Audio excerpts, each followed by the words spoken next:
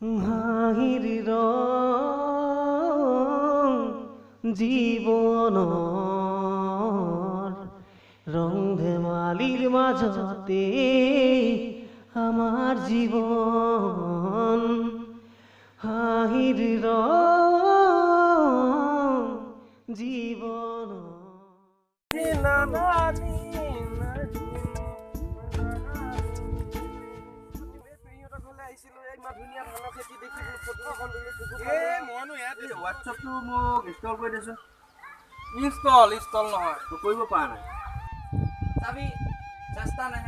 মানুহ এদিন সফল হৈয়ে যায় আৰু তইও মোৰ বিশ্বাস এদিন সফল হবিয়ে